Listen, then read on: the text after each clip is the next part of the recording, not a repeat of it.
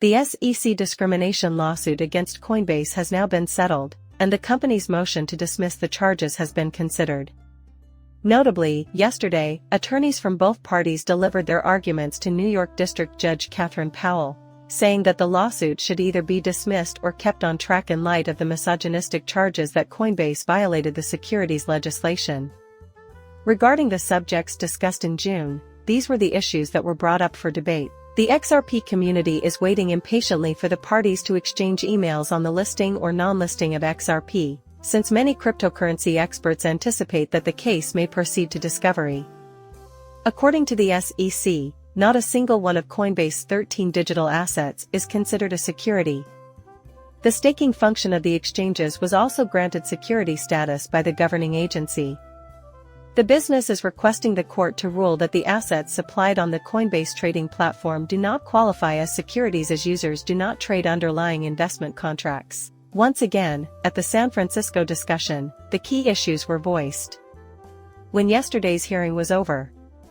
In response, Coinbase Chief Legal Officer, Paul Grewal, wrote on the X platform, expressing optimism for the company's case and stating that they were ready for Congress to step in and enact laws governing the Bitcoin market. The claim that Congress must authorize the Securities and Exchange Commission to regulate a frontier industry like cryptocurrency is supported by this assertion. Reported by the renowned attorney James Murphy. Throughout the session, neither team was able to land a decisive blow. Murphy is keeping a careful eye on the Coinbase lawsuit. He further claims that during the whole 5 hours of the session, Judge Jeff's expertise and experience were plain to see. If you believe the lawyer. With 14 pages of questions prepared for the hearing, the judge clearly has a great deal of expertise in the field.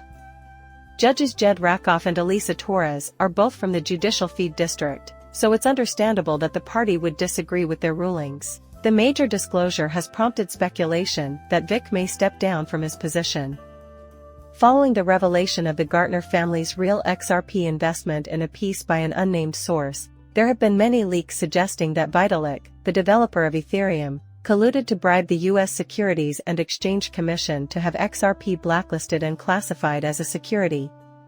Supposedly, the timing of the email disclosures involving the Ethereum Foundation's founder and CEO, and the SEC chairman is associated with a forecast that the value of XRP will be around or over $660,000.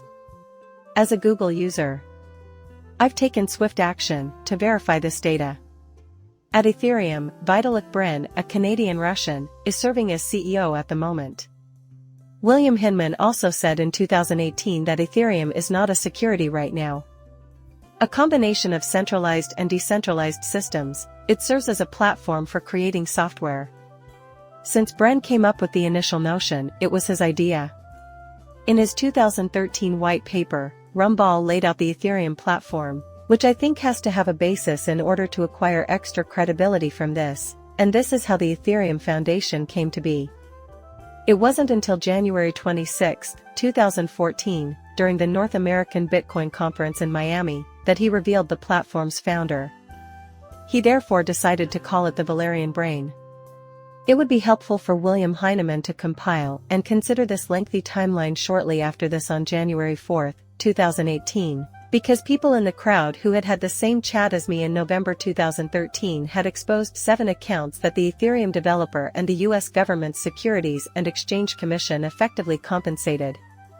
The XRP AI digital asset of security CoinMarketCap did not include any South Korean exchanges in its XRP price computation, according to the paper supplied here. As a result, the market capitalization dropped by almost $20 billion and the price of XRP plummeted, falling below $1. According to the paper that I personally obtained, this happened because Brandon, the CEO at the time, thought that South Korean exchanges were artificially inflating digital assets instead of keeping them at their true market value. It was decided that Ethereum will follow suit and hit a new all-time high of about $13.90. Just a few days after these 2 digital assets were accounted for.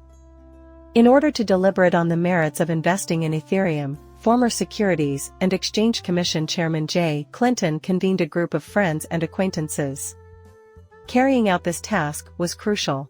This team deliberated between XRP and Ethereum before deciding to proceed. Keith Perkinson, one of the few people to survive the disaster, wrote a message to Bill Heyman a few weeks after it happened. Certainly, Ethereum is shielded by safe security, and Brad Garlinghouse outlines how Ripple aims to employ its digital currency to replace quick XRP. In the Bitcoin realm, there is no equivalent. Before taking any action on Ripple, he proposed a private meeting with the investor group to seek a second regulatory exemption. However, news of the meeting spread like wildfire, and according to Nathaniel Ethereum, a former head of the SEC, investors are demanding that Ethereum be classified as a non-security coin instead of XRP. The Bitcoin community, including Gary Gensler's employer, got together for a meeting. At this meeting, the group that would later become the Ethereum Foundation was created. Ludwig, one of the attendees, said that they needed more regulatory clarity because their side projects had gotten out of hand. In addition to publishing a document on the SEC staff's clearance of the XRP asset, Coinbase stated in June 2018 that it will list Ethereum Classic. On the other hand, the SEC has refrained from making public the specifics of this notice. This follows William Heyman's announcement that XRP and the Ethereum Foundation's Ethereum asset are now securities. Official approval of the speed was recognized by the SEC.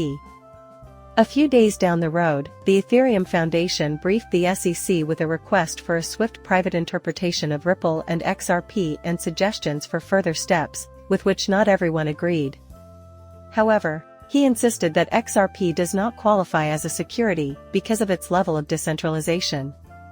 The laboratory's decision to meet with the commissioner changed the SEC's public stance on XRP from not a security to greater efficiency, decentralization, and cost-effectiveness relative to competing cryptocurrencies.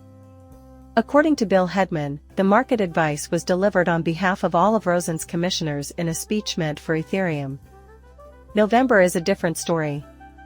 This aspect of the scenario involving the COVID meeting at the SEC is the most absurd. Nancy went on to voice her disdain and cast doubt on XRP's status as a security, despite its far lower degree of centralization compared to Ethereum. According to Roseman's advice to Mr. Garlinghouse, XRP is not a security. That, unfortunately, was the final straw. At an international economic meeting in January 2020, the word RIDE was first used in public at a roundtable discussion over the central bank's toolset for regulating digital currencies.